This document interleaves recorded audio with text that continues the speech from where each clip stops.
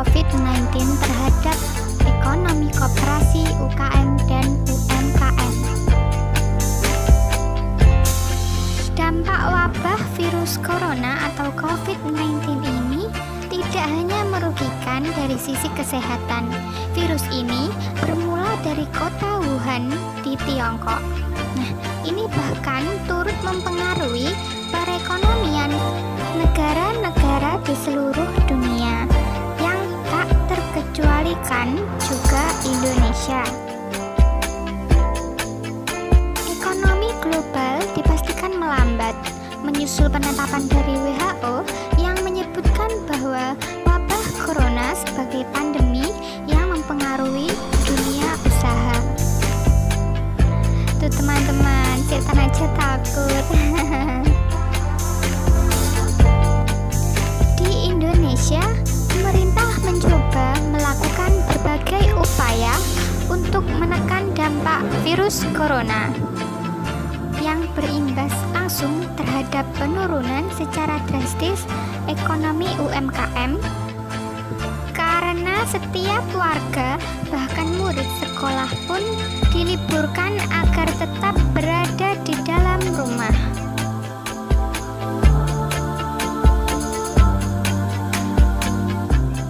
Penyebaran virus COVID-19 ini memberikan dampak bagi pelaku UMKM di Indonesia. Nah, para pelaku UMKM di tengah wabah ini untuk menjaga pertumbuhan UMKM-nya menjadi sangat penting. Saat ini yang perlu dilakukan pemerintah adalah menahan penyebaran COVID-19 yang akan berpengaruh terhadap perekonomian di Indonesia.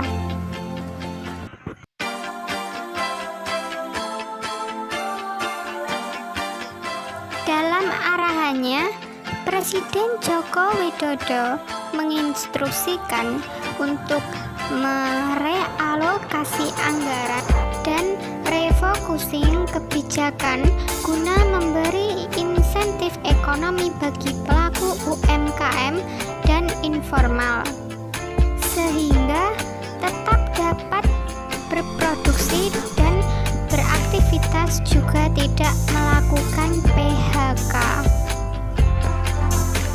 Langsung saja ke pembahasan kita, yaitu UMKM. UMKM merupakan singkatan dari usaha mikro, kecil, dan menengah. Nah, dapat dilihat dari kepanjangannya, UMKM ini memiliki 3 jenis sektor usaha, yakni usaha mikro, usaha kecil, dan usaha menengah. UMKM sendiri terdiri dari beberapa jenis usaha, yakni misalnya kuliner, fashion, bidang jasa, bidang elektronik, bidang pertanian, bidang furnitur, bidang peternakan, dan masih banyak lainnya. Selanjutnya, peran UMKM terhadap perekonomian. Yang pertama, ada penyedia lapangan kerja, di mana ketika UMKM didirikan, ia membutuhkan SDM untuk menjalankan usahanya.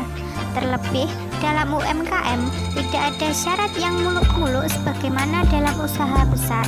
Ini memudahkan untuk kalangan lulusan SD mendapatkan pekerja.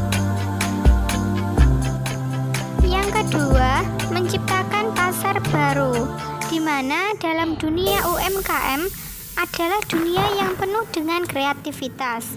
Produk-produk yang unik membuat hadirnya pasar baru untuk produk tersebut.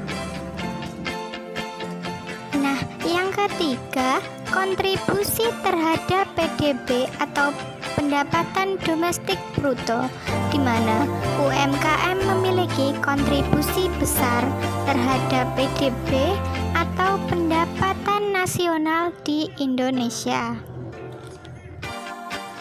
Di sini saya memilih UMKM Batik Gajah Mada yang terkenal di Tulung Agung dan mungkin se-Indonesia.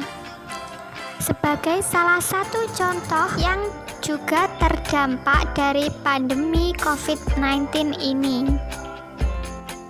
UMKM batik yang berada di Tulungagung ini biasa dikenal dengan batik Gajah Mada. UMKM ini cukup terkenal di Indonesia. Pelanggan pun juga sudah cukup banyak di seluruh Indonesia, seperti galeri batik yang ada di Yogyakarta, Surabaya, Solo, Malang, dan lain-lain, bahkan sampai ke luar negeri. Tetapi semenjak adanya wabah atau virus corona ini, UMKM batik Gajah Mada pun menghentikan produksinya karena sudah tidak ada lagi permintaan atau pesanan dari para customer. Aktivitas produksi batik, baik batik tulis maupun batik dengan teknik sablon, berhenti total. Sejak itu, karyawannya berjumlah total 25 orang dirumahkan. Omset dari UMKM batik Gajah Mada ini pun juga ikut turun hingga 95%. Dengan adanya penurunan omset yang disebabkan oleh sepinya pembeli dan pesanan, maka UMKM batik Gajah Mada ini berinisiatif menjual dengan menggunakan teknik pemasaran daring. Selain itu, juga menjual aneka masker batik yang seharga kisaran 4.000 sampai 5.000 untuk per lembar. Mungkin dengan cara itu UMKM batik Gajah Mada ini bisa tetap beroperasi karena banyaknya permintaan masker batik yang di sisi lain masyarakat sangat membutuhkan masker tersebut.